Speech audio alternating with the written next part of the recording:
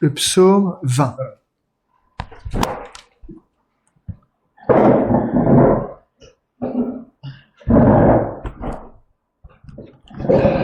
Psaume.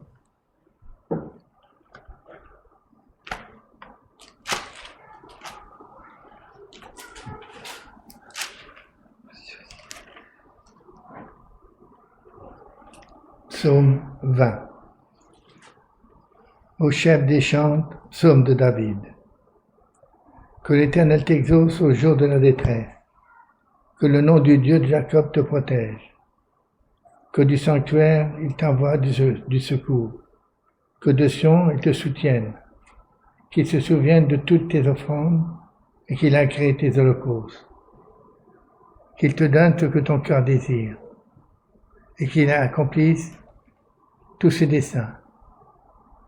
Nous nous réjouirons de ton salut, nous lèverons l'étendard au nom de notre Dieu, l'Éternel exaucera tous nos vœux.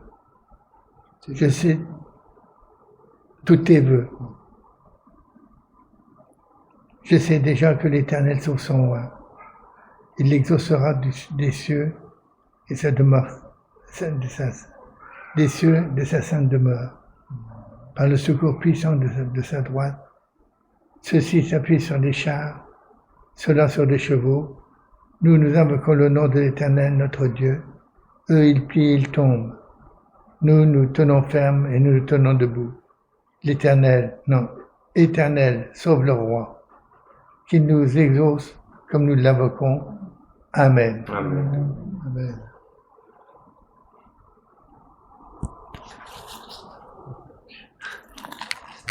On prie ensemble? Oui. Seigneur, tu vois, ce matin, Seigneur, si nous sommes, Seigneur, présents, c'est parce que nous croyons au secours de ta droite, comme ta parole le dit. Tu es un Dieu qui nous secourt dans la détresse. Tu es un Dieu, Seigneur, oh Dieu, qui nous aide dans nos besoins. Nous pouvons t'invoquer, nous pouvons voir ta fidélité chaque jour, Seigneur.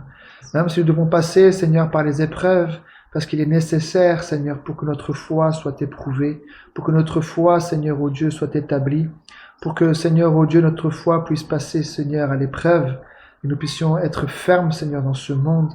Merci, Père, pour tout ce que tu fais pour nous. Tu vois, Seigneur, je te laisse, Seigneur, oh Dieu, ces moments, Seigneur, oh Dieu, ensemble, Seigneur, autour de toi, que tu puisses, Seigneur, prendre le contrôle, Seigneur, que tu puisses agir, Seigneur, oh Dieu, par ta puissance. Nous voulons entendre la voix de ton esprit, la voix de ta parole, Seigneur. Parle-nous, Seigneur, agis, Seigneur. Nous voulons que ta parole soit plantée dans nos âmes, afin qu'elle puisse nous sauver, Seigneur, oh Dieu. Nous invoquons, nous te prions, au nom de Jésus-Christ, ton serviteur. Amen. Amen. Amen. Que le Seigneur soit loué. C'est un beau psaume, hein. Déjà le verset 1, il dit que l'Éternel t'exauce, enfin c'est le 2, que l'Éternel t'exauce au jour de la détresse, que le nom du Dieu de Jacob te protège, que du sanctuaire il t'envoie du secours, que de Sion il te soutienne. On peut le voir dans les Saintes Écritures que la parole de Dieu, ce sont des témoignages. C'est même le témoignage du Seigneur envers les hommes. Même ceux-là ici qu'on peut voir, ce sont des personnes comme David ou comme tant d'autres qui ont expérimenté la main du Seigneur, qui ont pu, dans leur détresse, il dit « Dans ma détresse, j'ai invoqué l'Éternel ». Je ne sais pas où c'est écrit, mais quand vous lisez un petit peu les psaumes, vous allez voir un moment, dans un psaume, il dit « Dans ma détresse, j'ai invoqué l'Éternel ». Et puis dans l'autre, il dit que le nom du Seigneur soit loué, il m'a répondu. Vous voyez, c'est pour montrer que si le Seigneur nous a laissé les Saintes Écritures, c'est parce que les Écritures nous consolent. Les Écritures nous donnent un appui. Les Écritures nous ont été données pour notre instruction, pour que nous puissions croire à ce Dieu-là, croire qu'il est le même encore aujourd'hui, le même qui a exaucé David, le même qui a exaucé Salomon, Pierre, Jacques et Jean, il est le même encore aujourd'hui. Et je crois que le Seigneur aime ça, que dans la faiblesse, dans la détresse, par exemple, vous pouvez le voir, le Seigneur, on peut le voir, Moïse, que le Seigneur a appelé, il avait une langue embarrassée. C'était pas Bien sûr, le Seigneur a choisi des hommes éloquents aussi. On peut le voir, Apollos était un homme éloquent. Mais on peut le voir que Dieu aime se glorifier dans la faiblesse. Il aime se glorifier dans les épreuves. Sinon, comment on va voir sa gloire? Donc, c'est nécessaire que nous passions par des épreuves. On l'a vu aussi ensemble. Et même la parole nous dit que c'est une joie complète. Pour montrer que il faut que notre foi, elle soit travaillée. Parce que quand Jésus va revenir, il faut quand même que nous ayons expérimenté sa puissance, que nous ayons expérimenté ce Dieu-là, et que notre foi soit ferme, que nous soyons debout lorsqu'il reviendra, pas que nous soyons à terre. Nous soyons debout. Donc, il faut qu'on passe par les épreuves pour que notre foi soit taillée, notre foi soit affermie, et que dans les épreuves, nous puissions voir sa main puissante, cette main qui nous relève dans chaque situation. Voyez? Sinon, comme souvent, on l'a vu, on peut pas régner avec le Seigneur, on peut pas espérer, en tout cas nous qui avons la vérité à nos oreilles, on peut pas espérer un jour régner avec lui alors que lui, il a souffert. Si lui a subi la croix, la Bible dit que nous devons passer par ce chemin, c'est un chemin de crucifixion. Si lui, il a crucifié la chair, il a crucifié, sa chair a été crucifiée et que le péché a été crucifié, nous aussi devons crucifier le péché. Il faut que le péché dans notre vie n'existe plus. Pour ça, c'est un chemin de combat, c'est un chemin avec lui, mais il veut crucifier notre chair. C'est lui qui le dit. Il dit, ceux qui sont à Jésus-Christ ont crucifié la chair avec ses passions et ses désirs. C'est-à-dire que ce n'est plus notre vie, ce n'est plus notre volonté, mais nous avons accepté de recevoir sa vie, que notre vie soit cachée, soit plus nous qui vivions pour nous-mêmes, mais que nous vivions pour le Seigneur, et que notre vie, elle soit cachée, mais que ce soit sa vie en nous, et que nous puissions faire sa volonté, que nous puissions soumettre avec sa puissance, soumettre ce corps, non plus dans les convoitises, non plus dans les choses du monde, mais que ce corps puisse être soumis au Saint-Esprit. Vous voyez, c'est ce que, regardez, je vais juste pointer ça, après je vais essayer de rentrer. Regardez, si on va dans les actes, regardez, dans les actes, Actes au chapitre 7 par là.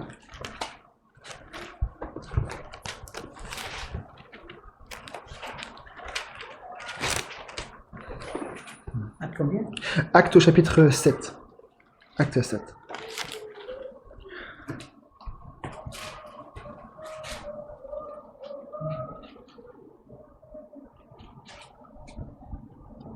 Acte au chapitre 7, on va lire à partir du verset 46. Acte 7, verset 46. David trouva grâce devant Dieu et demanda d'élever une demeure pour le Dieu de Jacob. Et ce fut Salomon qui lui bâtit une maison. Donc la maison de Dieu. Mais le Très-Haut n'habite pas dans ce qui est fait de main d'homme, comme dit le prophète. Donc ce prophète-là, c'est Ésaïe, c'est Ésaïe 66, je crois par là. Il dit, « Le ciel est mon trône, la terre mon marchepied. Quelle maison me bâtirez-vous, dit le Seigneur, ou quel sera le lieu de mon repos?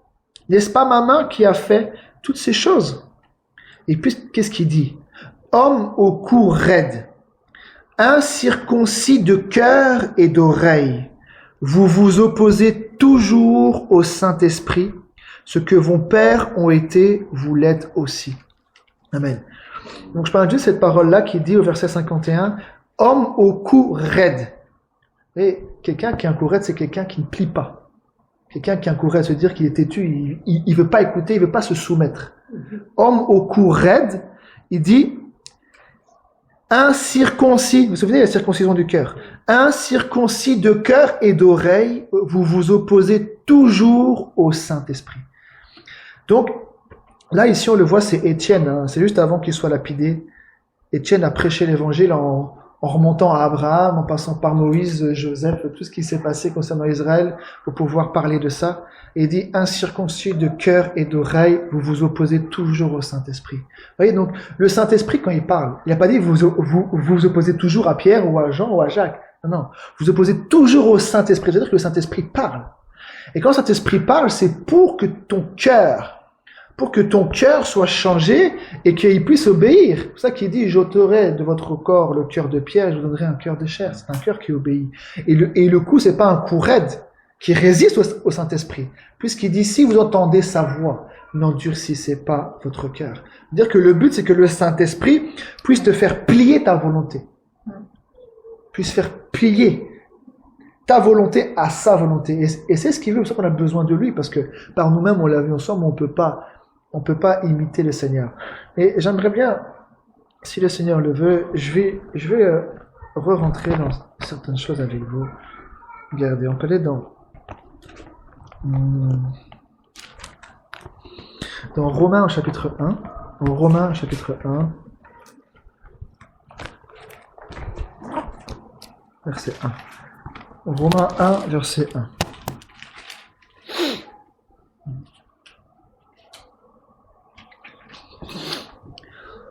Romains 1, verset 1.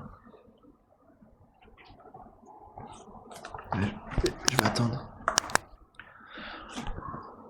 Donc dans Romains 1, verset 1, il dit « Paul, serviteur de Jésus-Christ, appelé à être apôtre, mis à part pour annoncer l'évangile de Dieu. » Vous vous souvenez, ça on a vu ça ensemble.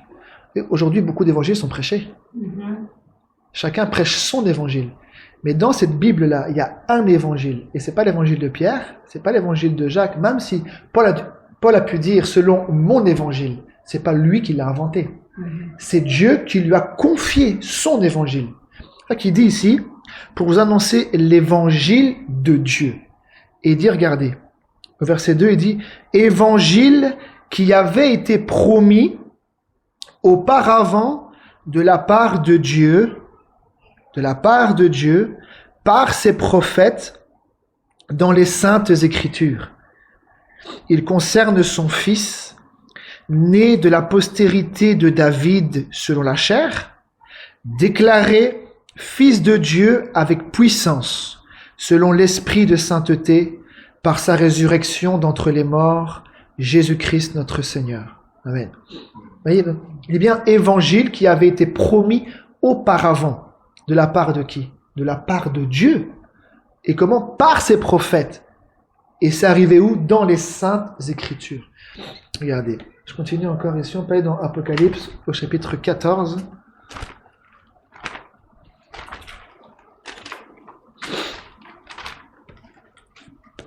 Apocalypse 14 et le verset 6. Apocalypse 14, verset 6.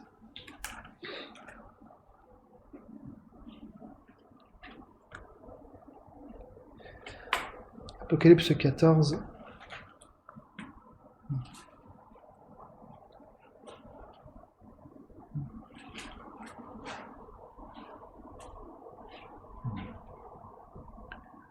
Apocalypse 14. Verset 6. 14, verset 6. Il dit, « Je vis un autre ange qui volait au milieu du ciel. Il avait un évangile éternel pour l'annoncer aux habitants de la terre, à toute nation, à toute tribu, à toute langue et à tout peuple. Il disait d'une voix forte, « Craignez Dieu et donnez-lui gloire, car l'heure de son jugement est venue, et adorez celui qui a fait le ciel, la terre, la mer et les sources d'eau. » Amen. Donc là, verset 6, il dit, je vis un autre ange qui volait au milieu du ciel, il avait un évangile éternel. Dans les Saintes Écritures, ici on le voit, c'est... Bon, je ne vais pas rentrer dans trop les Écritures, mais déjà vous avez le message principal, il y a déjà 2 Écritures. Comme la Bible dit, c'est sur la déposition de 2 ou de 3 témoins. C'est pour ça que pour chaque sujet biblique, il faut au moins 2 ou 3 écritures. On ne peut pas prendre un sujet et prendre une écriture comme ça en dehors de son contexte. Il faut au moins 2 ou 3 témoins qui rendent témoignage que la chose est exacte. C'est pour ça. Ça c'était une loi physique. Même quand il y avait un problème parmi les personnes, il fallait au moins 2 ou 3 témoins qui témoignent de la chose pour pouvoir amener en justice. Là aussi, dans cette écriture, il faut au moins 2 ou 3 écritures. Là, il y en a 2. Hein, je pourrais en prendre plusieurs. Mais la Bible déclare que l'évangile, ce n'est pas l'évangile d'un homme. C'est l'évangile de Dieu. Et Dieu l'a annoncé à travers les prophètes et c'est devenu des saintes écritures. Donc c'est Dieu qui a parlé. C'est pour ça qu'on parle, on dit c'est la parole qui est sortie de la bouche de Dieu. Hein? Et là, il dit c'est un évangile éternel. C'est-à-dire que cet évangile, il ne peut pas être altéré. Il a bougé parmi le temps. Dans le temps, il a bougé. Mais cet évangile n'a jamais bougé. C'est les hommes qui l'ont bougé. Mais l'évangile a toujours été établi, il est là. Et le Seigneur a toujours voulu que les hommes reviennent aux Écritures. Mais sur les différentes années, sur les différents siècles, on peut le voir que l'évangile a bougé. Mais le Seigneur, dans notre temps, qu'est-ce que le Seigneur va faire? Il veut restaurer l'évangile. Il veut rétablir cet évangile, mais dans toute sa plénitude. Et cet évangile, c'est un évangile éternel, donc il ne peut pas être bougé. Aujourd'hui, comme il dit, hein, les hommes auront la démangeaison d'entendre ce qui est agréable à leurs oreilles. Dire ils ne supporteront plus la saine doctrine. Saine doctrine, veut dire saine, veut dire que c'est quelque chose qui est sain. Aujourd'hui, il dit que ils n'aimeront plus la saine doctrine. Ça veut dire que cette parole, elle dérange aujourd'hui. Vous voyez, quand Paul prêche sur les femmes, quand Paul prêche pour ceci, que aujourd'hui, nous sommes dans un temps moderne. Donc, cette parole-là, aujourd'hui, on peut aller en prison pour ça. Mais le problème, c'est que le Seigneur ne s'adresse pas à tout le monde. Cette parole est adressée à l'Église. Elle est adressée aux fils et aux filles de Dieu, à ceux qui sont nés de Dieu. Après, celui qui veut croire, il croit, celui qui ne croit pas, il ne croit pas. Vous voyez? Et cette parole, elle est donnée à ceux qui croient en lui. Parce que l'Église, ce n'est pas une institution humaine. Ce n'est pas un homme qui l'a établi, ce n'est pas un homme qui l'a institué. C'est Dieu qui l'a institué sur la terre, à travers des hommes.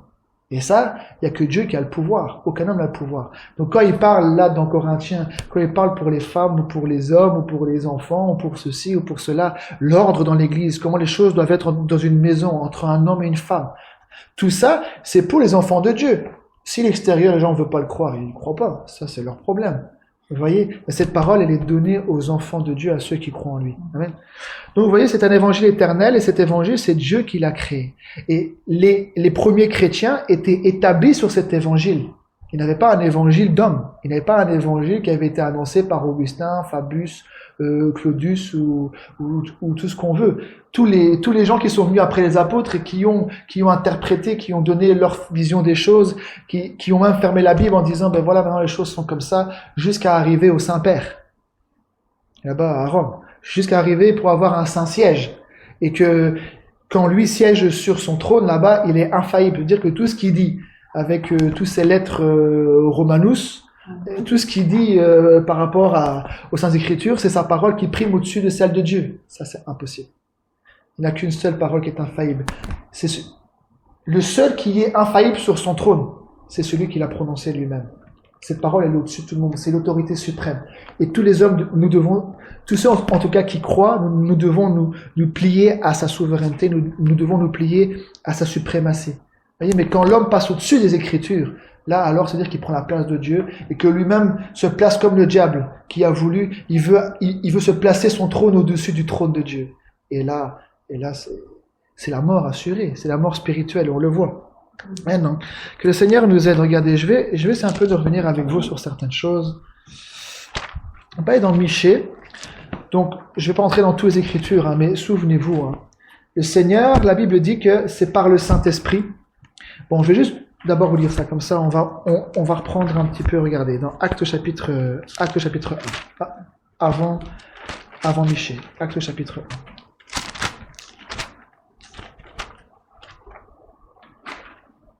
Chapitre 1. Actes chapitre 1.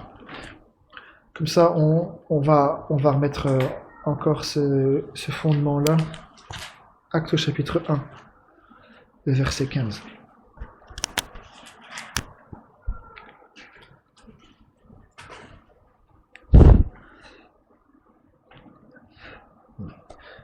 Actes chapitre 1 et le verset 15. Vous allez voir si maintenant je vous amène là-bas, c'est pour que le Seigneur, dans l'espérance que le Seigneur puisse vous montrer que nous devons croire Dieu. Il veut dire que celui qui ne croit pas Dieu le fait menteur. C'est-à-dire que nous devons recevoir son témoignage et son évangile, l'évangile de Dieu. Amen. Au verset 15, il dit, « En ces jours-là, Pierre se leva au milieu des frères. Le nombre des personnes réunies était d'environ 120. Et il dit, « Hommes frères, il fallait que s'accomplisse ce que le Saint-Esprit, dans l'Écriture, a annoncé d'avance par la bouche de David au sujet de Judas, qui a été le guide de ceux qui ont saisi Jésus. » Voyez l'ordre. Je répète, en verset 16, il dit, « Hommes, frères, il fallait que s'accomplisse ce que le Saint-Esprit, dans l'Écriture, a annoncé d'avance par la bouche de David. » Donc c'est le Saint-Esprit qui a annoncé. C'est pas un homme. Donc c'est Dieu. Le Saint-Esprit, il n'y a qu'un seul Esprit Saint. Dieu est Esprit, il n'y a qu'un seul Esprit Saint, c'est le Seigneur lui-même. C'est lui qui a annoncé. Il dit, c'est le Saint-Esprit a annoncé par la bouche de David. Mais il n'y a pas que lui, il y a par tous les prophètes, par Moïse, par Abraham, par Ésaïe, par Jérémie. C'est lui qui a annoncé, c'est le Saint-Esprit. C'est ça que le Seigneur, il dit souvent dans l'Apocalypse, que celui qui a des oreilles n'entende pas ce que Pierre, Jacques ou Jean, il a dit, mais ce que le Saint-Esprit dit. Parce que nous devons entendre sa voix pour naître de nouveau. Puisqu'il dit, celui qui est né selon la chair est chair, mais celui qui est né selon l'Esprit, celui qui est né de l'Esprit. Donc pour que moi je puisse naître, être fils de Dieu, il faut que l'Esprit s'aime. Il faut que le Saint-Esprit me parle, comme là il a annoncé. Et c'est ce qu'il fait à travers ses serviteurs dans le monde entier. Le Saint-Esprit reprend sa propre parole et il la réannonce pour pouvoir rendre témoignage à son Fils, c'est-à-dire le Seigneur Jésus. C'est ça. C'est ça l'ordre. Le Saint-Esprit a annoncé d'avance. Dans les Écritures, parce qu'après c'est devenu... Là, ici, nous avons les Écritures. Mais premièrement, il a parlé à travers eux, et eux ont écrit. Maintenant, nous avons les Saintes Écritures. Amen. Mais c'est le Saint-Esprit qui a annoncé d'avance par la bouche des prophètes. C'est ça l'évangile de Dieu. C'est le Saint-Esprit qui a annoncé d'avance, qui a promis l'évangile qui avait été promis. Donc, lui a annoncé la venue. Il a annoncé la bonne nouvelle. Il a annoncé la délivrance à l'avance. L'Éternel lui-même a annoncé par les prophètes. Amen. Amen. Regardez, on peut aller dans Michée au chapitre 5. On va reprendre un petit peu. Michée au chapitre 5.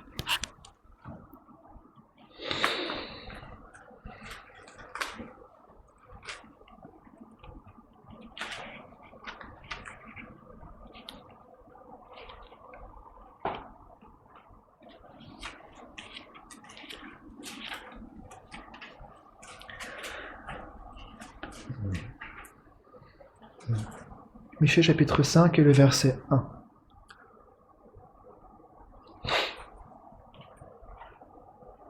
Donc, si j'ai pris l'écriture là, c'est pour que vous compreniez que ce que là je vais reprononcer, c'est pas Michée qui l'a annoncé lui-même.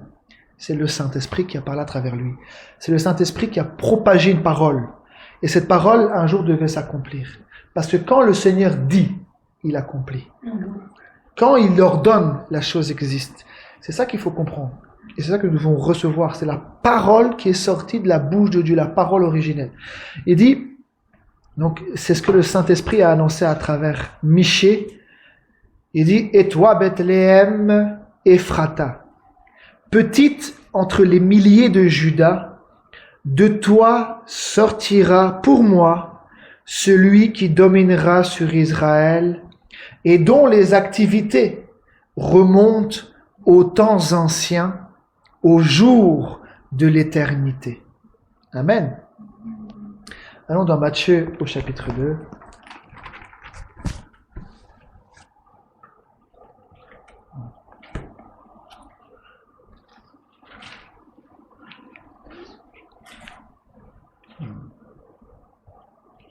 Matthieu chapitre 2, le verset 1.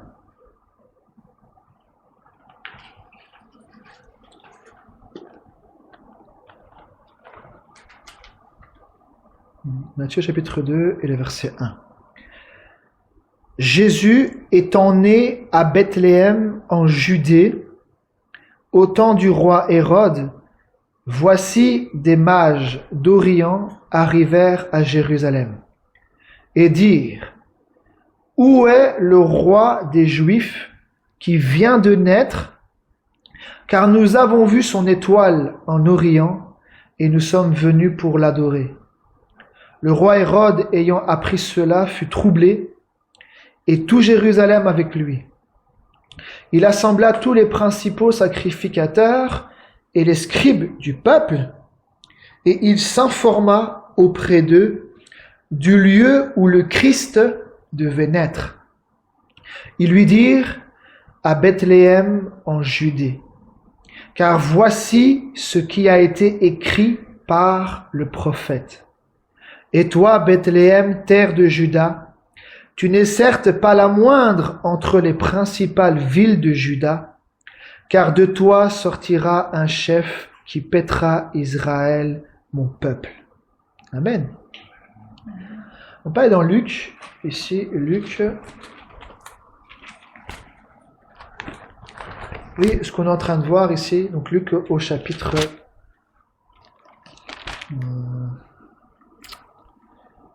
Attendez. Luc au chapitre 2.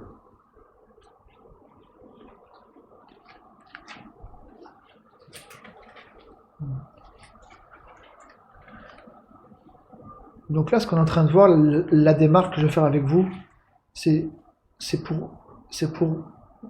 pour voir le témoignage de Dieu. C'est son témoignage à lui. C'est son histoire avec l'homme. C'est ça que nous devons recevoir. Nous ne devons pas recevoir des fables, nous ne devons pas recevoir tout ce que les hommes disent. Nous devons recevoir le témoignage de Dieu. C'est lui qui a parlé, c'est lui qui a accompli.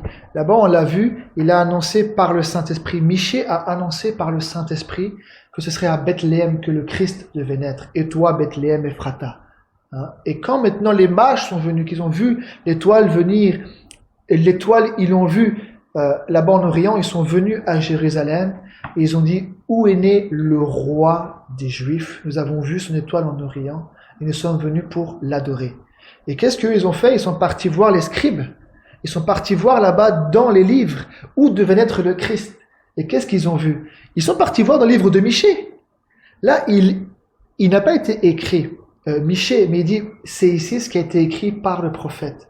Et toi, Bethléem, terre de Juda. Donc, dire qu'ils ont été voir dans les livres, ils ont été voir dans les prophètes, il dit c'est à Bethléem. Parce que c'est ce que le prophète avait annoncé de la part de Dieu, que ce serait à Bethléem. Et ce que Dieu a prononcé, la parole s'est accomplie. Nous devons croire le Seigneur. Ce n'est pas un menteur, le Seigneur. Quand lui, il dit quelque chose, il accomplit. Et nous devons recevoir son témoignage. Et le témoignage, il est là. Il est ni à gauche, ni à droite. Il est là. Parce que lui, il rend témoignage à sa parole. C'est ce qu'il dit. Quand le Saint-Esprit viendra, qu'est-ce qu'il fera? Il rendra témoignage de moi. C'est Jésus qui dit. Et Jésus, c'est qui? C'est la parole. Faites chair. Il dit, quand le Saint-Esprit viendra, il rendra témoignage de moi. Il peut dire, il rendra témoignage de Pierre, Jacques et Jean, et que chacun reçoive une colonne de feu sur sa tête. C'est bien. La colonne est arrivée sur le Seigneur Jésus. C'est seulement Jean-Baptiste qui l'a vu, hein, la colombe.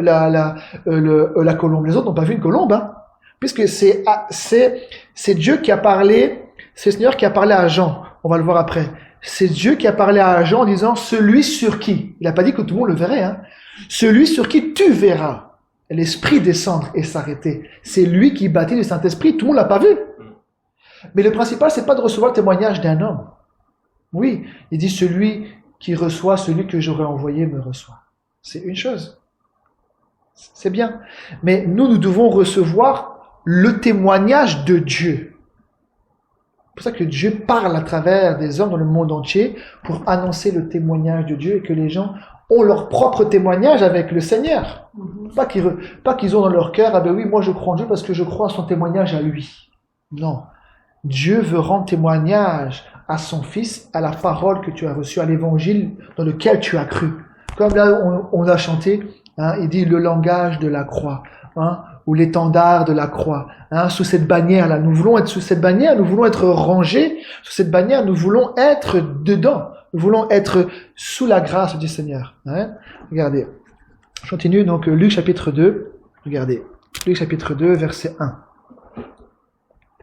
En ce temps-là parut un édit de César Auguste, ordonnant un recensement de toute la terre. Ce premier recensement eut lieu pendant que Quirinius était gouverneur de Syrie. Tous allaient se faire inscrire, chacun dans sa ville. Joseph aussi monta de la Galilée, de la ville de Nazareth, pour se rendre en Judée, dans la ville de David, appelée Bethléem, parce qu'il était de la maison et de la famille de David, afin de se faire inscrire avec Marie, sa fiancée, qui était enceinte. Ici, il dit, pendant qu'ils étaient là, le temps où Marie devait accoucher arriva. Et elle enfanta son fils premier-né, elle l'emmaillota et le coucha dans une crèche, parce qu'il n'y avait pas de place pour eux dans l'hôtellerie. Amen. Donc là, j'ai pris dans Matthieu, là je prends dans Luc. Là, dans Matthieu, on a vu qu'il était déjà né. Mais là, on le voit que le Seigneur a permis une circonstance. Parce que quand lui, il dit quelque chose, ça, vous pouvez être certain, c'est que tout ce qu'il a dit, ça s'accomplit. Et tout ce qui ne s'est pas encore accompli, Dieu, il va faire en sorte, le Seigneur va faire en sorte que les circonstances, les hommes, les bêtes, les atomes, tout ce que tu veux, le vent, tout ce qui existe va se mettre en ordre de marche pour que la parole s'accomplisse. Et là, on le voit, c'était, quand on lit au verset 1, il dit, en ce temps-là parut un édit de César Auguste. C'est les Romains. Et pour faire quoi? Pour faire un recensement de toute la terre. Donc, eux étaient là-bas à Nazareth, ils devaient descendre en Judée à Bethléem. Pourquoi? Parce qu'ils devaient se faire recenser. Donc, c'est la main du Seigneur. Parce que le Seigneur a permis un recensement pour que, justement, comme elle avait reçu la parole là-bas à Nazareth, qu'elle était tombée enceinte par la vertu du Saint-Esprit, par la parole et par l'Esprit de Dieu, le Seigneur a permis qu'il y ait un recensement pour qu'il puisse descendre et aller où? Justement, à Bethléem. Donc, c'est pas un hasard. Le recensement, il fallait que chacun retourne dans sa ville. S'il était ailleurs, il devait retourner dans sa ville natale pour se faire recenser. Et comme Joseph vient de la maison de David et que Bethléem, c'est la ville de David, ils sont descendus là-bas. Et là, on voit, regardez, au verset 6. Luc 2, verset 6. Il dit, « Pendant qu'ils étaient là, le temps où Marie devait accoucher arriva. » Vous voyez, quand Dieu a un plan, quand c'est pas encore le temps, c'est pas encore le temps. Dieu fait les choses au temps marqué. Il me dit, il y a un temps pour tout. Il y a un temps pour planter, il y a un temps pour moissonner. Aujourd'hui, c'est peut-être pas le temps de la moisson. C'est le temps de planter, c'est le temps de grandir, etc. Et il y a un temps pour tout. Et là, le Seigneur Jésus, il est venu au temps marqué par Dieu. On pouvait pas hâter. On ne pouvait pas faire en sorte que ça arrive plus vite. Non, c'est arrivé en son temps, au temps marqué. Et le temps où il devait naître, c'était aussi un temps marqué. Et le temps où il devait arriver, arriva. On voit vraiment que la parole du Seigneur, nous devons la croire. Non seulement pour nous, pour notre salut, mais aussi pour ce qui va arriver. Même si les hommes ne croient pas. Mais comment Dieu va reconstruire un troisième temple là-bas, avec tout ce qui se passe aujourd'hui, là-bas sous le mont du temple? Mais la Bible dit qu'il y aura un troisième temple. Alors, comment? Mais Dieu va créer les circonstances. C'est lui qui a le contrôle sous les hommes. Toutes les âmes lui appartiennent. Il a pris un chef là-bas à l'époque, Cyrus, roi de Perse, pour pouvoir dire à tous les Juifs de son royaume de remonter là-bas à Jérusalem pour reconstruire le temple qui avait été détruit là-bas avant qu'il parte une partie en captivité babylonienne. Dieu utilise ce qu'il veut. Il a utilisé Cyrus, roi de Perse, puis il y a eu plusieurs personnes que Dieu a utilisées quand lui veut agir, qui veut accomplir sa parole. Qui résistera à sa volonté? Ce que lui il a dit, ça s'accomplira. Comme regardez, si on reprend dans Luc, regardez, maintenant on va aller voir ici, regardez, dans Luc au chapitre 1. C'est juste un petit peu avant, regardez. Luc chapitre 1, verset 11. Bon, j'ai un peu abrégé, mais c'est pour vous montrer. Luc chapitre 1, le verset 11. Donc juste un petit peu avant, on parle de Zacharie, qui est le père de Jean-Baptiste, et sa femme était d'entre les filles d'Aaron, elle s'appelait Élisabeth. Là, au verset 11, il dit, « Alors un ange du Seigneur apparut à Zacharie. » Donc, il était entré dans le temple pour pouvoir offrir le parfum, parce qu'il y avait des classes. Et c'était au sort, et c'était lui qui était, comme par hasard, j'allais dire, mais non, c'était le temps. Le temps de Dieu, le Seigneur coordonne toutes choses. Alors un ange du Seigneur apparut à Zacharie et se tint debout à droite de l'autel des parfums. Zacharie fut troublé en le voyant, et la frayeur s'empara de lui. Mais l'ange lui dit, « Ne crains point, Zacharie, car ta prière a été exaucée. Ta femme Élisabeth t'enfantera un fils, et tu lui donneras le nom de Jean. Il sera pour toi un sujet de joie et d'allégresse, et plusieurs se réjouiront de sa naissance. Car il sera grand devant le Seigneur, il ne boira ni vin, ni liqueur enivrante, et il sera rempli de l'Esprit Saint dès le sein de sa mère. Il ramènera plusieurs des fils d'Israël au Seigneur leur Dieu. Il marchera devant Dieu avec l'esprit et la puissance d'Élie pour ramener les cœurs des pères vers les enfants et les rebelles à la sagesse des justes, afin de préparer au Seigneur un peuple bien disposé. Zacharie dit à l'ange, « À quoi reconnaîtrai-je cela? Car je suis vieux et ma femme est avancée en âge. » L'ange lui répondit, « Je suis Gabriel. » Ah, c'est pas mon nom est merveilleux. Vous vous souvenez dans les Juges? Si, là-bas dans les Juges, vous vous souvenez, quand c'est plus avec Gédéon ou avec Manoach, il voit l'ange de l'Éternel venir. Il dit, quel est ton nom? Il dit, pourquoi demandes-tu mon nom? Il est merveilleux. Mais quand un ange se présente, il dit, je suis Gabriel. Ou je suis, peu importe les noms, mais il prononce son nom. Il ne peut pas dire, je suis merveilleux. Il n'y a qu'un seul qui porte le nom de merveilleux. C'est le nom du Seigneur lui-même. Hein?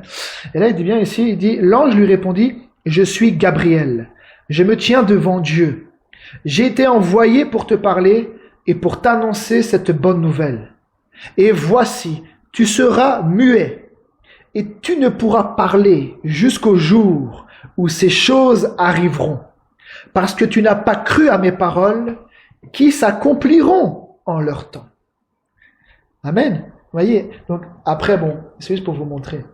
Après, quand les choses sont arrivées, sa langue a été déliée à Zacharie. Je ne sais pas si je vais trouver là. Petit instant. Oui. Dans Luc au chapitre 1 toujours. Luc chapitre 1, le verset 57. Luc chapitre 1, le verset 57. Vous savez, c'est ça l'œuvre du Seigneur aujourd'hui.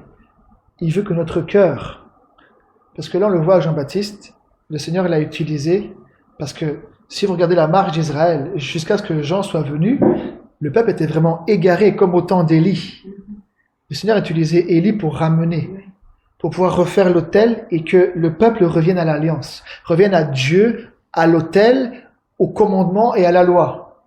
Et là, on le voit, Jean-Baptiste aussi, on l'a vu, il dit, il marchera devant Dieu avec l'esprit et la puissance d'Élie pour ramener les cœurs, des enfants, des pères vers les enfants. Donc, c'est-à-dire de pouvoir rentrer par la porte, de pouvoir rentrer là dans le chemin que le Seigneur a préparé. Et donc voilà, le Seigneur fait ça aujourd'hui. Il veut que notre cœur à nous, notre cœur, le Saint-Esprit, c'est ça qu'il fait. Il parle dans le monde entier pour que notre cœur soit ramené à sa parole, soit ramené à l'évangile éternel, soit ramené à la foi apostolique, pour que notre cœur puisse croire aux saintes écritures, puissions avoir l'amour de la vérité dans notre cœur. Pas l'amour de tout ce que les gens disent, l'amour pour la vérité. Amen. Donc là, ici, dans Luc chapitre 1, le verset 54, il dit, « Le temps où Élisabeth devait accoucher arriva, et elle enfanta un fils. Ses voisins et ses parents apprirent que le Seigneur avait fait éclater envers elle sa miséricorde, et ils se réjouirent avec elle. Le 8e jour, ils vinrent pour circoncire l'enfant, et ils l'appelaient Zacharie, du nom de son père. Mais sa mère prit la parole et dit, non, il sera appelé Jean. Ils lui dirent, il n'y a dans ta parenté personne qui soit appelé de ce nom. Et ils firent des signes à son père pour savoir comment il voulait qu'on l'appelle. Zacharie demanda des tablettes et il écrivit Jean est son nom. Et tous furent dans l'étonnement. Au même instant, sa bouche s'ouvrit, sa langue se délia, et il parlait, bénissant Dieu.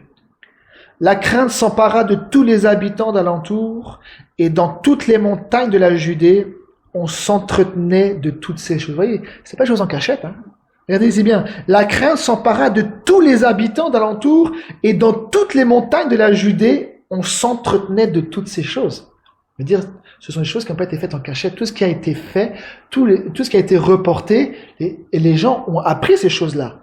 Il dit, regardez, tous ceux qui les apprirent, qu'est-ce qu'ils ont fait? Les gardèrent dans leur cœur. Je relis. Tous ceux qui les apprirent, les gardèrent dans leur cœur en disant, que sera donc cet enfant? Et la main du Seigneur était avec lui. Amen. Donc là, ici, on le voit que Zacharie n'a pas cru. Mais comme la parole de Dieu dit, que tout homme soit connu pour menteur et seul Dieu pour vrai. Mais est-ce que parce que nous soyons incrédules, c'est pour ça que nous ne croyons pas que la parole ne va pas s'accomplir? Zacharie n'a pas cru, mais il dit tu seras muré jusqu'au jour où ces paroles-là vont s'accomplir. Donc, peu importe que nous croyons ou ne croyons pas ce que Dieu l'a dit, ça va s'accomplir toujours. Amen. Mais que nous puissions se ranger de ceux qui croient à la parole, qui croient au Seigneur Jésus, hein, que le Seigneur nous aide. Je vais continuer, on peut aller dans Ésaïe au chapitre 40. Ésaïe 40.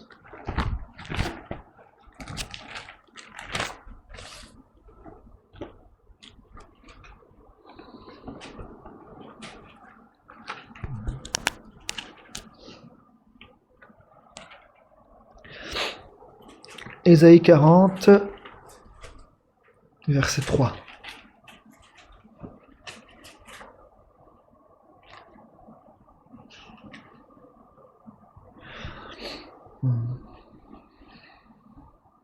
Il dit au verset 3, Ésaïe 40, verset 3, « Une voix crie, préparez au désert le chemin de l'Éternel, aplanissez dans les lieux arides une route pour notre Dieu. Que toute vallée soit exhaussée, que toute montagne et toute colline soient abaissées, que les coteaux se changent en plaine et les défilés étroits en vallons. Alors la gloire de l'Éternel sera révélée, et au même instant, toute chair la verra, car la bouche de l'Éternel a parlé. » Amen.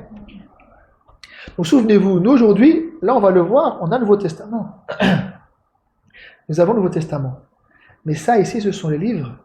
Ce sont des rouleaux que les Juifs lisent encore, ceux qui sont encore endurcis, qui n'ont pas encore reconnu, hein, qui vont le reconnaître la deuxième fois, comme Joseph. La première fois, ses frères ne l'ont pas reconnu, et ils l'ont reconnu la deuxième fois. Le Seigneur se tournera vers Israël après que la totalité des païens soit entrée dans le corps. Après, il se tournera vers Israël. Voyez, mais ça ici, ce n'est pas les livres de Rome. Ce ne sont pas nos livres à nous. Ce sont les livres que le Seigneur a donnés à Israël. Le Seigneur a parlé à travers Ésaïe. Ésaïe vient d'Israël. Il ne vient pas de Rome. Donc ici, nous avons, et nous croyons que c'est normal.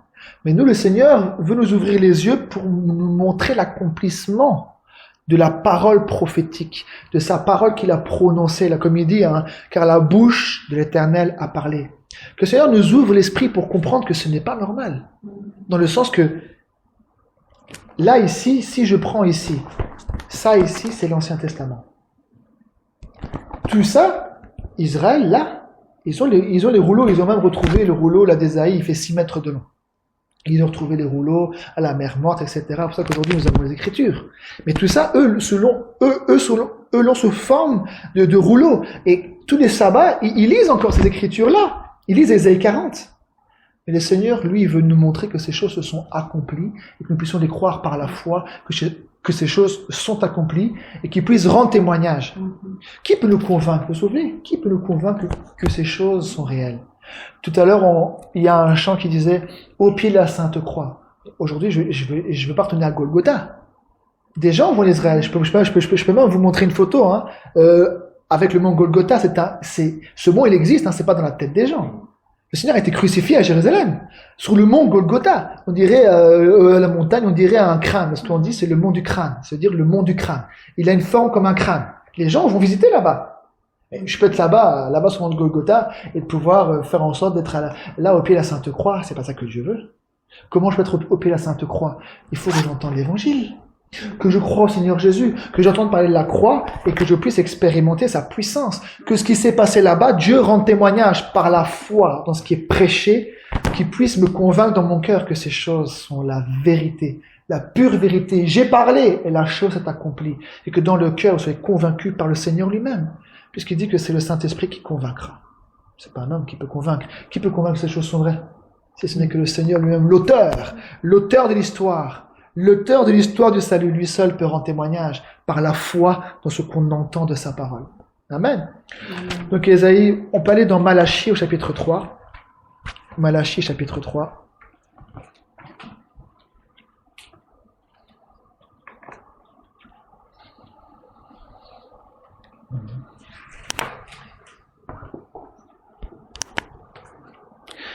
Malachie au chapitre 3, le verset 1.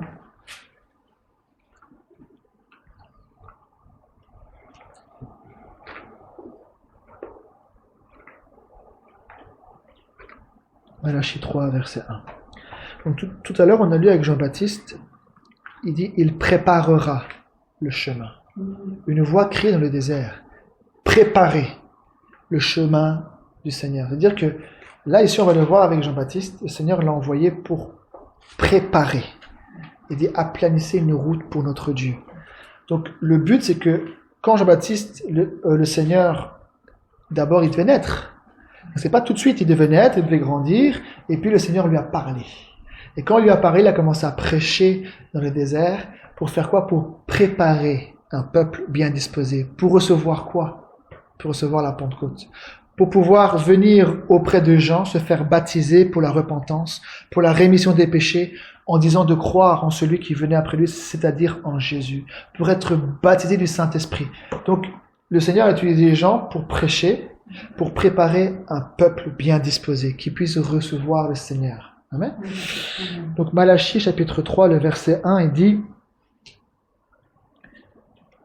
donc souvenez-vous, c'est le Saint-Esprit qui a parlé à travers les prophètes.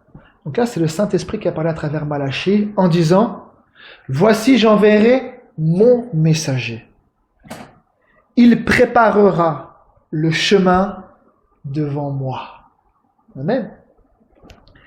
Je relis bien. Il dit, donc c'est le Seigneur qui parle à travers Malachie, en disant, voici j'enverrai mon messager. Il préparera le chemin devant moi. Il préparera le chemin devant moi. Amen. Allons dans Luc au chapitre 3.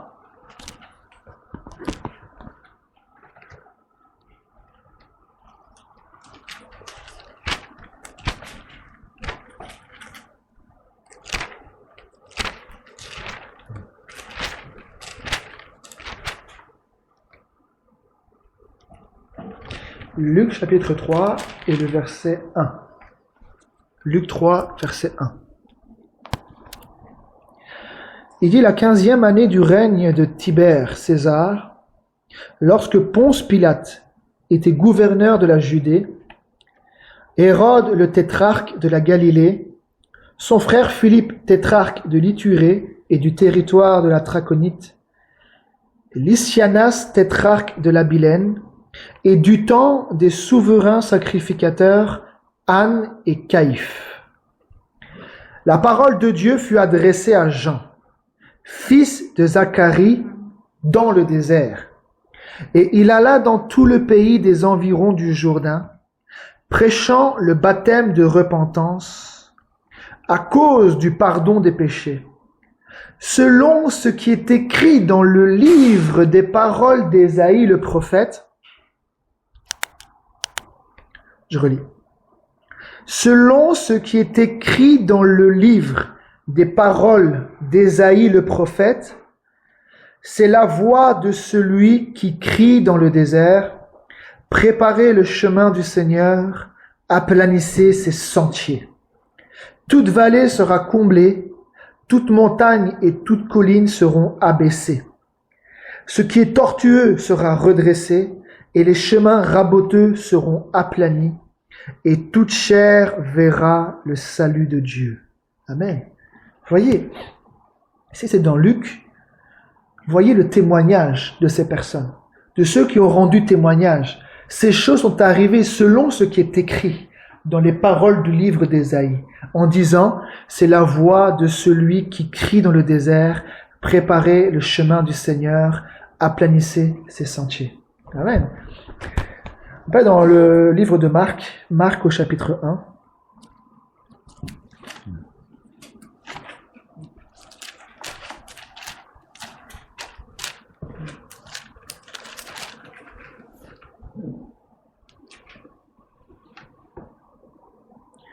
Marc au chapitre 1 et le verset 1.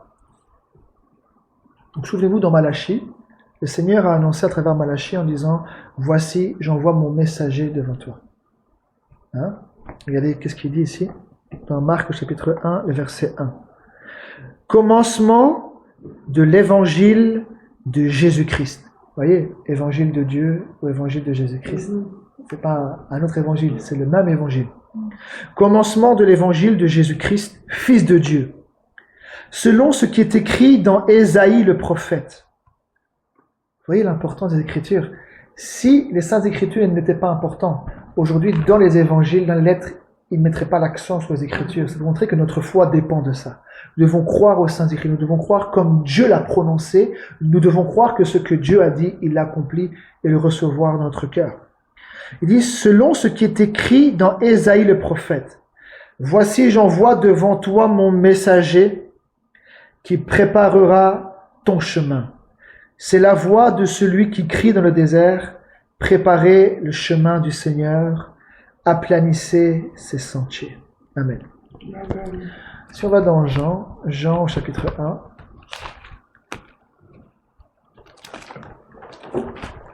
Jean au chapitre 1.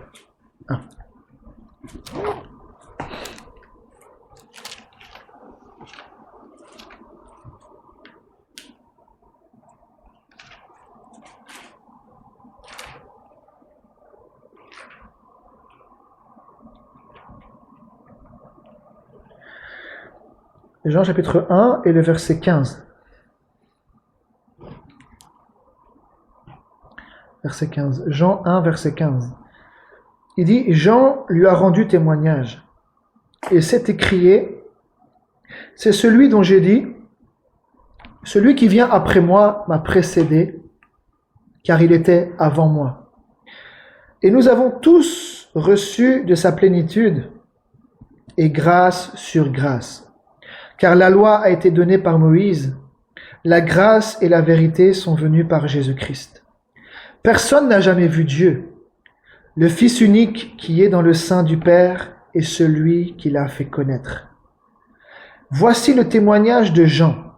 Lorsque les Juifs envoyèrent de Jérusalem des sacrificateurs et des Lévites pour lui demander « Toi, qui es-tu » Il déclara et sans restriction, il affirma qu'il n'était pas le Christ. Et ils lui demandèrent, quoi donc? Es-tu Élie? Et il dit, je ne le suis point. Es-tu le prophète? Et il répondit, non. Vous vous souvenez le prophète de Deutéronome 18, le prophète c'est le Seigneur Jésus, il était aussi prophète.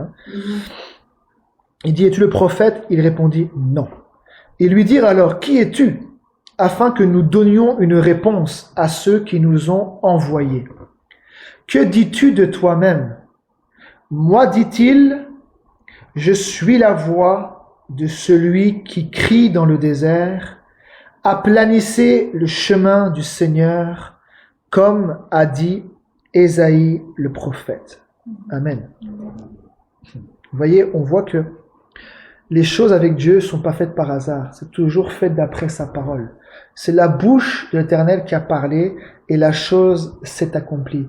Le Seigneur qui a parlé à Jean, parce qu'on dit la parole de l'Éternel fut adressée à Jean. Le Seigneur a parlé à Jean et il savait que lui était cette voix-là qui crie dans le désert, selon Ésaïe 40, en disant une voix crie dans le désert, aplanissez le chemin du Seigneur. Que le Seigneur puisse ouvrir notre cœur, que nous puissions recevoir toutes ces paroles. Après, dans Ésaïe 11, Ésaïe, c'est bon?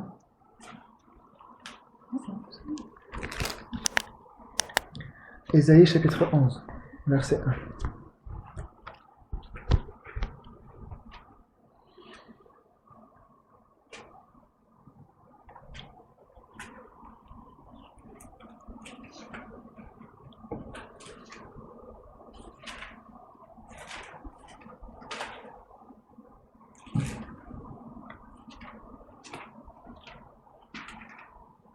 Ésaïe chapitre 11, verset 1.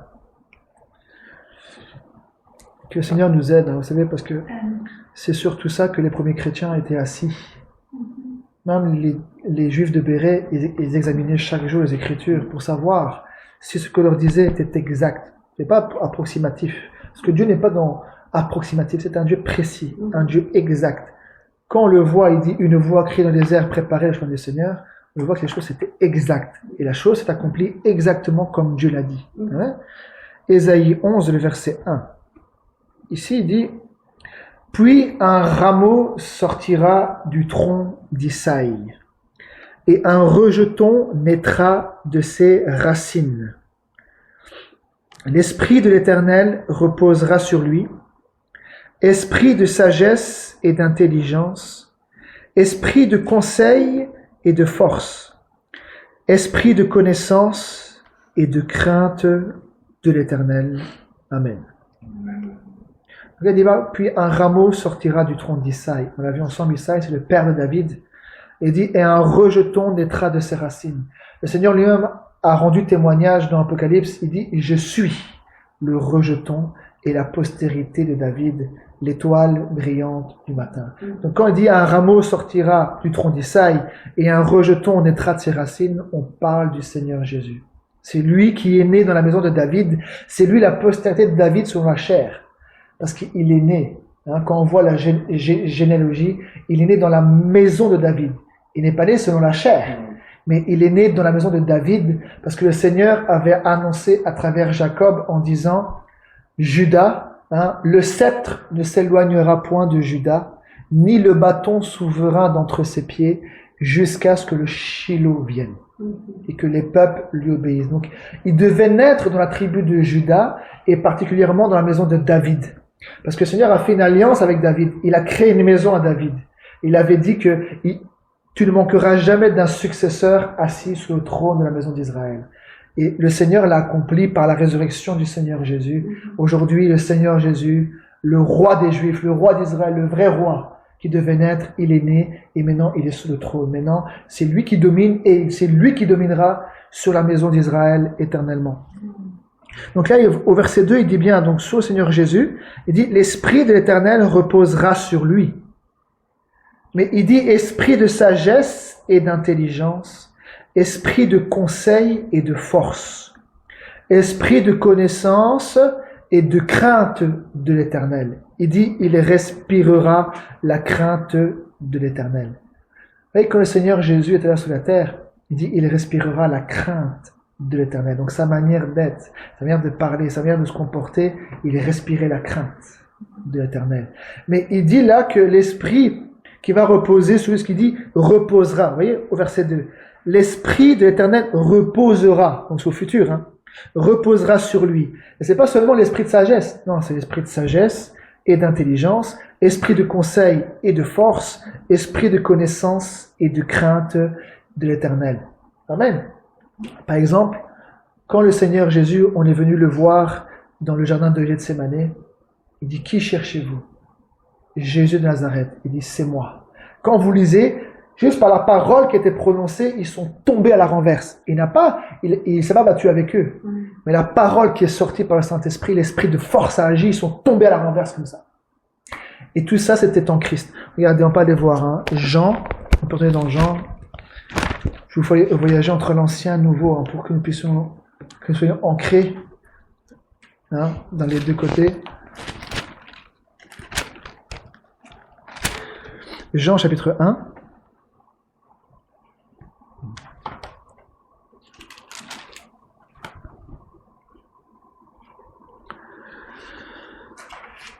On revient au verset 25. Jean 1, verset 25.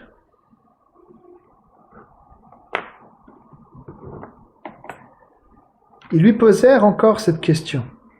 Pourquoi donc baptises-tu si tu n'es pas le Christ, ni Élie, ni le prophète? Jean leur répondit, moi je baptise d'eau, mais au milieu de vous, il y a quelqu'un que vous ne connaissez pas qui vient après moi. Je ne suis pas digne de délier la courroie de ses souliers. Ces choses se passèrent à Béthanie, au-delà du Jourdain, où Jean baptisait.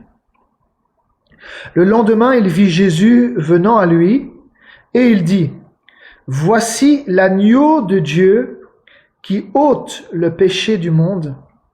C'est celui dont j'ai dit, « Après moi vient un homme qui m'a précédé, car il était avant moi. » Je ne le connaissais pas, mais c'est afin qu'il soit manifesté à Israël que je suis venu baptiser d'eau.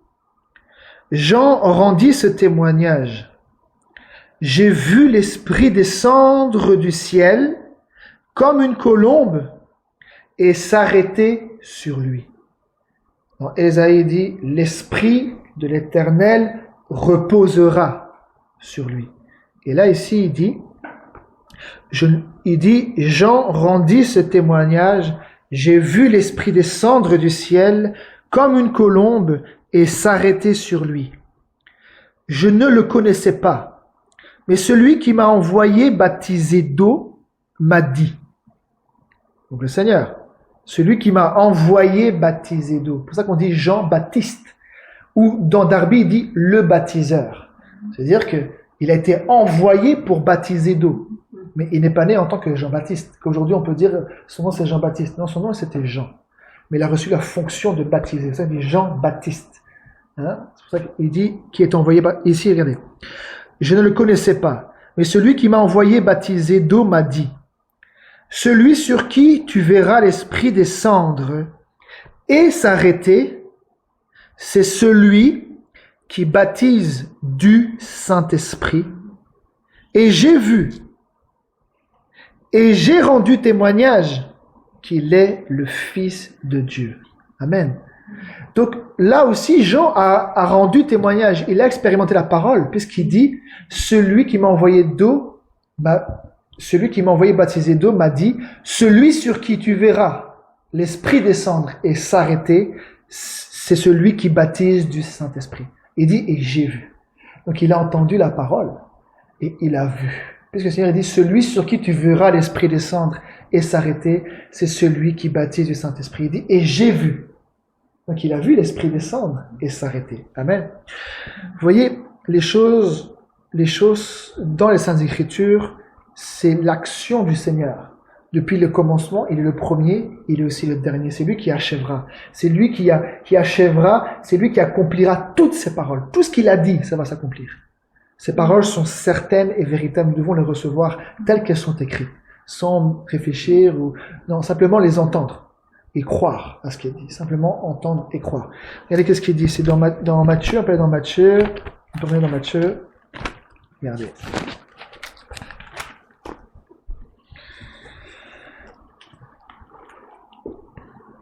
Matthieu chapitre 3.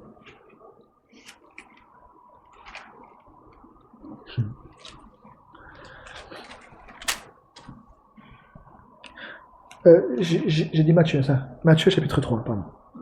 Matthieu 3, verset 1. Il dit, en ce temps-là, parut Jean-Baptiste, prêchant dans le désert de Judée. Prêchant dans le désert de Judée. Dans le désert. Vous vous souvenez, Isaïe, une voix crie dans le désert. Et il dit, prêchant dans le désert de Judée. Il disait quoi? Regardez, il disait, repentez-vous, car le royaume des cieux est proche. Jean est celui qui avait été annoncé par Ésaïe le prophète. Donc il dit au verset 3, il dit, Jean est celui qui avait été annoncé par Ésaïe le prophète. Lorsqu'il dit, c'est ici la voix de celui qui crie dans le désert, préparez le chemin du Seigneur, aplanissez ses sentiers. Il dit, Jean avait un vêtement de poil de chameau et une ceinture de cuir autour des reins. Il se nourrissait de sauterelles et de miel sauvage. Bon, je ne rentre pas dans le détail aujourd'hui, mais si vous lisez l'histoire d'Élie, Élie le Tishbite, Élie le prophète, il avait exactement le même vêtement, la même tenue, parce qu'il y a une liaison entre Élie et Jean-Baptiste, puisque tout à l'heure on a lu c'est le Seigneur qui a parlé à Zacharie, il sera grand, etc. Il marchera avec l'esprit, avec un petit E. L'esprit et la puissance d'Élie pour ramener les cœurs des pères vers les enfants. Donc les faire rentrer dans la voie de la justice, les faire rentrer dans la bonne porte avec le Seigneur Jésus-Christ. Donc il a joué ce rôle-là pour ramener. Vous voyez, tous ceux d'Israël, la parole a été annoncée premièrement pour Israël. Et à l'époque, on le voit, Israël s'était détourné, mais le Seigneur avait annoncé la venue du Messie, avait annoncé le libérateur, pour vraiment le délivrer du péché. Amen. Regardez ici, il dit, il se nourrissait de sauterelles et de miel sauvage. Les habitants de Jérusalem, de toute la Judée et de tous les pays des environs du Jourdain se rendaient auprès de lui, et confessant leurs péchés, ils se faisaient baptiser par lui dans les eaux du Jourdain. Mais voyant venir à son baptême beaucoup de pharisiens et de sadducéens, il leur dit, « Race de vipères, qui vous a appris à fuir la colère à venir? Produisez donc du fruit digne de la repentance et ne prétendez pas dire en vous-même, nous avons Abraham pour père. Car je vous déclare que de ces pierres-ci, Dieu peut susciter des enfants à Abraham. Déjà la cognée est mise à la racine des arbres. Tout arbre donc qui ne produit pas de bons fruits sera coupé et jeté au feu. Moi je vous baptise d'eau pour vous amener à la repentance. Mais celui qui vient après moi est plus puissant que moi, et je ne suis pas digne de porter ses souliers. Lui, il vous baptisera du Saint-Esprit et de feu. Il a son vanne à la main. Il nettoiera son aire. Une aire, c'est un champ de blé. Il a son vanne à la main. Il nettoiera son aire. Il amassera son blé dans le grenier. Mais il brûlera la paille dans un feu qui ne s'éteint point. Amen. Regardez ici, après, je lis verset 13. Alors Jésus vint de la Galilée au Jourdain. Alors Jésus vint de la Galilée au Jourdain vers Jean, pour être baptisé par lui. Mais Jean s'y opposait, en disant, « C'est moi qui ai besoin d'être baptisé par toi, et tu viens à moi. » Jésus lui répondit, « Laisse faire maintenant, car il est convenable que nous accomplissions ainsi tout ce qui est juste. » Et Jean ne lui résista plus. Amen. Il est venu pour montrer la voie de la justice. Parce que si Jésus ne serait pas fait baptiser, il n'aurait pas montré l'exemple. Mais il a montré l'exemple. Il a montré l'exemple aussi du baptême. Lui, il n'a pas besoin d'être lavé pour ses péchés. Il n'y a pas de péché. Mais le Seigneur a montré la voie du baptême, parce que c'est l'ordre qu'il a donné aux disciples, celui qui croira et qui sera baptisé sera sauvé. Vous voyez, donc si maintenant il dit ça, donc le Seigneur a montré la voie de la justice. Regardez. Donc je relis verset 15, il dit, Jésus lui répondit, laisse faire maintenant, car il est convenable que nous accomplissions ainsi tout ce qui est juste. Et Jean ne lui résista plus. Dès que Jésus eut été baptisé, il sortit de l'eau, et voici les cieux s'ouvrirent. Et il vit l'Esprit de Dieu descendre comme une colombe et venir sur lui. Et voici une voix fit entendre des cieux ces paroles. Vous voyez? Une voix fit entendre des cieux ces paroles. Celui-ci est mon Fils bien-aimé, en qui j'ai mis toute mon affection. Amen. Donc, les Écritures en témoignent. Alors, regardez, on peut aller voir dans le livre de Colossiens. Regardez, le livre de Colossiens.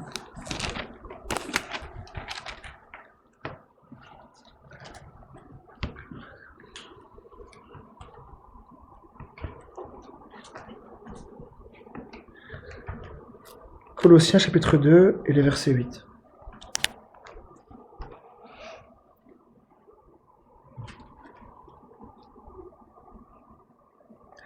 Colossiens 2, le verset 8.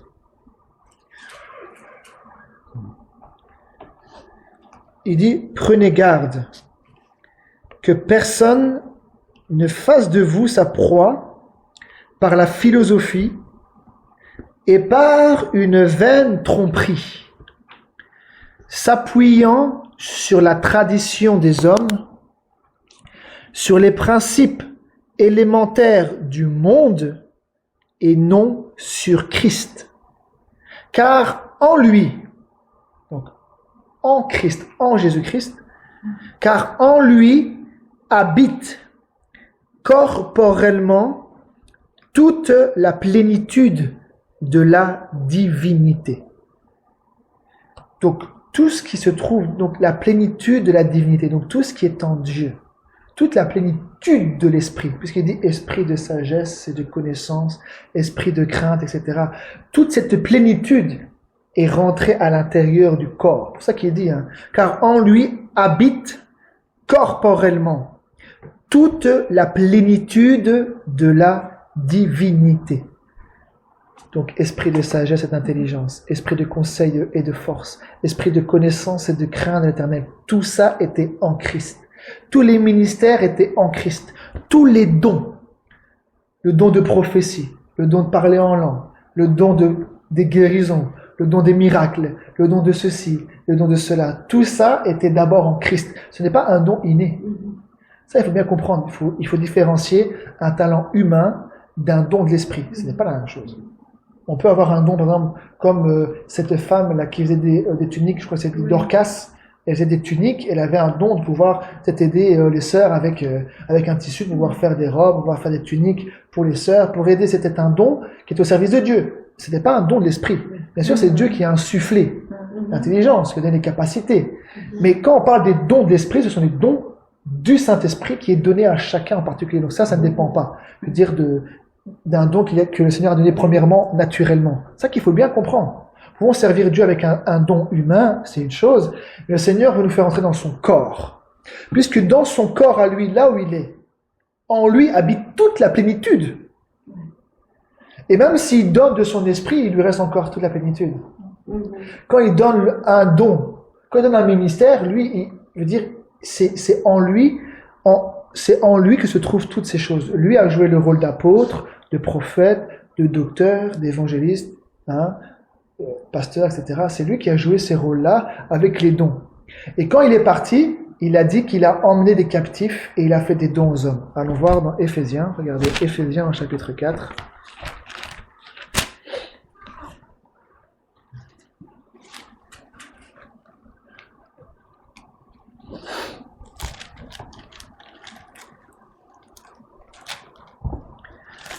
Éphésiens chapitre 4.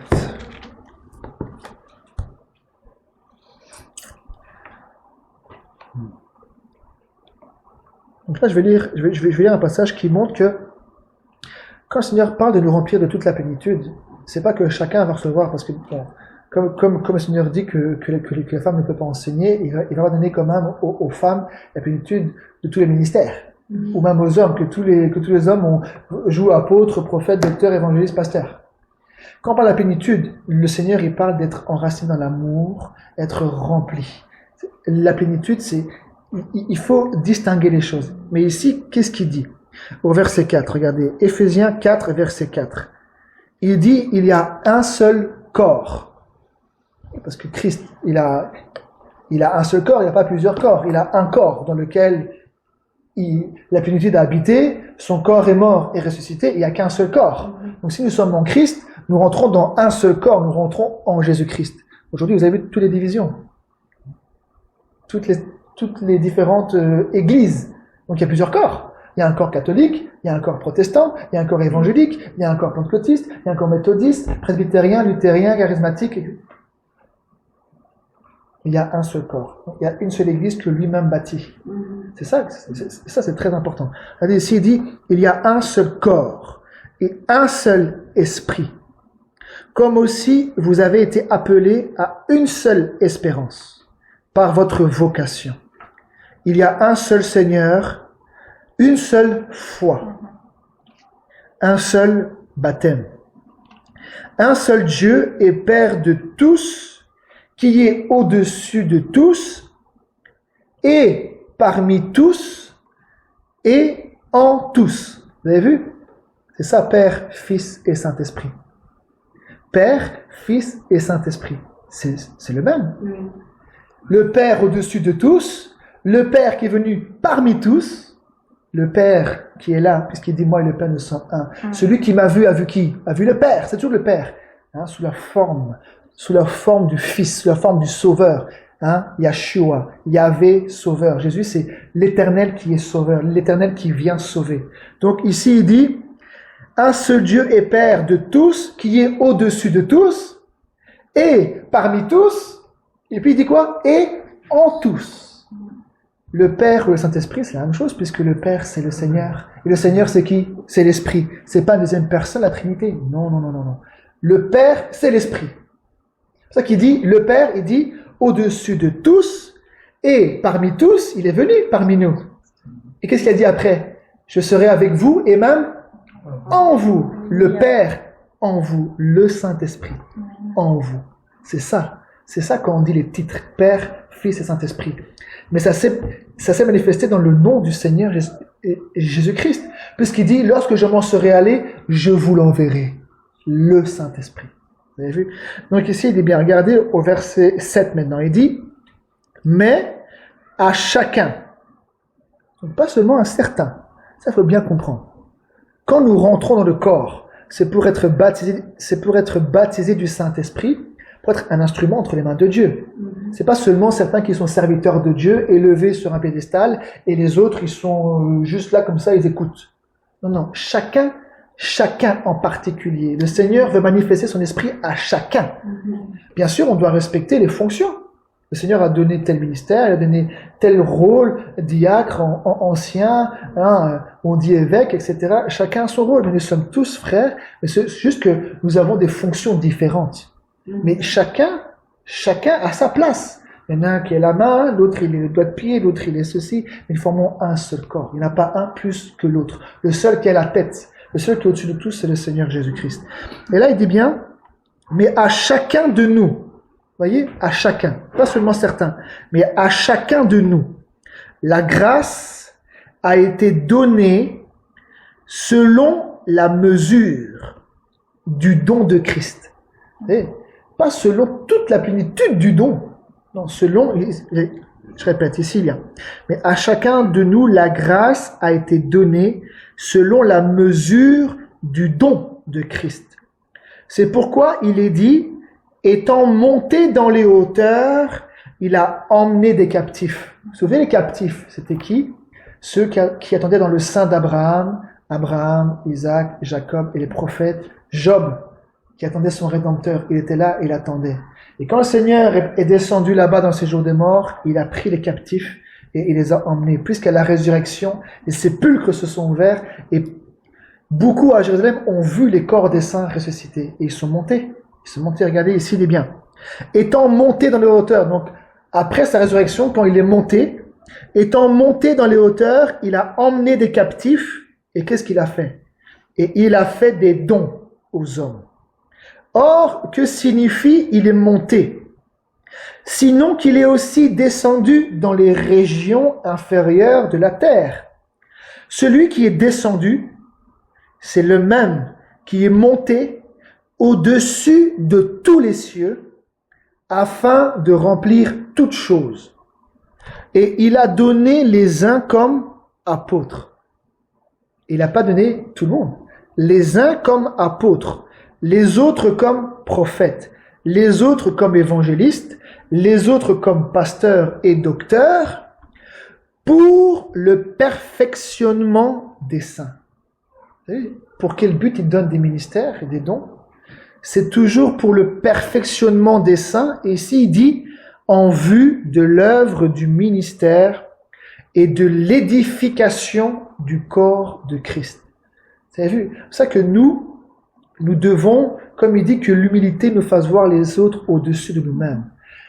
Pas que nous devons voir une personne, mais nous devons nous réjouir. Nous devons être heureux quand Dieu donne quelque chose à l'un ou à l'autre, parce que nous faisons partie d'un même corps. C'est comme un match de football aujourd'hui, une équipe, le gars il va pas prendre le ballon tout seul quand même. Ah, j'ai réussi, j'ai gagné. Et nous? Vous voyez, quand Dieu donne quelque chose, c'est une victoire pour tout le monde. Bon. C'est pour ça, aujourd'hui, les problèmes qu'il y a partout, c'est parce qu'il y a la jalousie et des combats. L'un a reçu tel don, l'autre a reçu tel don, les gens se combattent. Au lieu de marcher ensemble dans un même but, au lieu de marcher ensemble, toi tu marques un goal par là, moi je marque un goal par là, mais on marque le même goal, c'est pour le Seigneur Jésus-Christ. Vous voyez, nous ne devons pas envier les uns ou pas envier les autres. Seigneur, la grâce que tu as donnée à ma sœur, la grâce que tu as donnée à mon frère, tout ça c'est pas pour lui-même, pour qu'il soit glorifié, ben bravo, tu es un bon serviteur de Dieu. C'est pas pour ça. C'est pour l'édification du corps. C'est pour les autres. Un bon arbre porte pas du fruit pour lui-même quand même. Quand un pommier porte du fruit, c'est quand même pour que les autres puissent manger. Lui mange pas, hein, l'arbre. Si, au niveau spirituel, quand quelqu'un partage la parole, hein, ou d'autres prophétisent, ou d'autres ceci ou cela, il se réjouit pour lui-même, mais le but c'est pour l'édification, c'est pour que les uns et les autres, nous puissions grandir ensemble. Hein, c'est ça. Regardez ici, il dit bien. Donc il dit pour le perfectionnement des saints en vue de l'œuvre du ministère et de l'édification du corps de Christ. Regardez le but. Jusqu'à ce que nous soyons tous parvenus à l'unité de la foi. Vous voyez? Jusqu'à ce que nous soyons tous parvenus à l'unité de la foi. Qu'est-ce qu'il dit? Il y a une seule foi. Aujourd'hui, regardez. Bien sûr, ils essayent, mais d'un autre sens. C'est ce qu'on appelle le Conseil mondial des Églises. Ils s'unissent sur une autre tête, qui après, celui qui paraîtra, c'est ce qu'on appelle l'Antéchrist. Parce que la doctrine fondatrice, elle est contre le Seigneur. Ouais. Mais la Bible dit qu'il y a une seule foi, et il veut regrouper tous ses enfants dans un même corps, peu importe où ils sont, mais dans la même foi. Il dit jusqu'à ce que nous soyons parvenus à l'unité de la foi. Il dit qu'il y a une seule foi, donc c'est la foi qui est liée aux Saintes Écritures. Aujourd'hui, on met de côté l'Écriture et on prend les traditions. Aujourd'hui, toutes les églises protestantes, indépendantes ou dépendantes, hein, ils veulent pas se conformer aux Écritures. En fait, ils se conforment les uns aux autres. Qu'est-ce que font l'Église? Alors je vais faire comme eux, pour qu'on puisse s'uniformiser. Mais si chacun se rendrait conforme aux Saintes Écritures, alors là, on pourrait dire que nous sommes dans la même foi. Mais quand chacun se conforme à ce que l'autre Église fait, et si c'est pas conforme aux Saintes Écritures, alors c'est la parole qui s'accomplit. Si un aveugle guide un autre aveugle, tous les deux tombent dans une fosse. Voyez, et c'est ce qui se passe. C'est qu'aujourd'hui, même le catholicisme, je parle de l'institution, je parle pas des protestants. Je parle des institutions religieuses, de ce qui est propagé à travers cette institution. Parce qu'il y a des gens qui sont sincères et qui vont sortir de tout ça, pour venir à la foi biblique expérimenter le Dieu d'Israël. Ouais. Mais l'institution, là-bas qui est derrière, aujourd'hui, la Bible, c'est plus la Bible, c'est un missel. C'est plus la Bible en entière. C'est un missel qui est déjà ordonné pour une année, et pour chaque jour, il y a un passage d'un évangile, où il y a un passage des Écritures, et parfois, c'est pas vraiment ce qui est vraiment écrit dans les Écritures. Donc eux, la Bible, l'ont mis de côté, pour prendre les traditions. C'est ce qui se passe aujourd'hui. Le Seigneur veut nous faire sortir, là, comme il dit, que personne ne vous séduise, hein, par la philosophie, ou par une vaine tromperie. C'est quoi derrière l'espérance, derrière tout ça? Si on n'a pas le même évangile, si Paul il dit selon mon évangile, mais il dit si vous le retenez dans les termes où je vous l'ai annoncé, il dit autrement vous aurez cru en vain. Donc il y a un seul évangile qui a été prêché par les apôtres, et c'est celui-là que nous devons croire. Mais si celui-là on le reçoit pas, qu'on l'expérimente pas, c'est quoi notre espérance? Elle va s'arrêter à la mort, parce qu'après on ne pourra plus. Vous voyez? Donc que le Seigneur nous aide. Regardez ici, je continue encore. Il dit, jusqu'à ce que soyons tous parvenus à l'unité de la foi et de la connaissance du Fils de Dieu.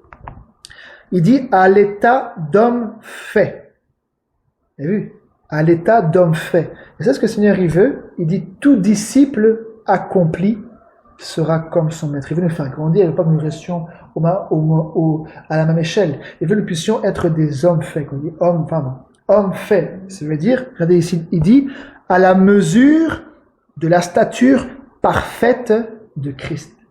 Donc, en d'autres termes, comme Paul il dit, jusqu'à ce que Christ soit formé en vous. Bien sûr, Christ en vous, mais il veut transformer. On a besoin du Saint-Esprit, de Christ en nous, mais il veut nous transformer jusqu'à ce que Christ soit formé, qu'on voit l'image, qu'on voit le Seigneur Jésus. Il dit qu'il a créé à son image, à l'image du Fils.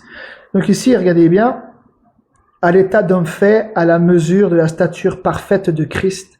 Ainsi, nous ne serons plus des enfants, flottants et emportés à tout vent de doctrine, par la tromperie des hommes, par leur ruse, dans les moyens de séduction.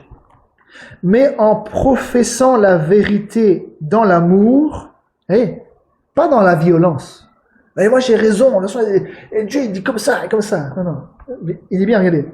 Mais en professant la vérité dans l'amour, nous croîtrons à tous égards en celui qui est le chef, Christ.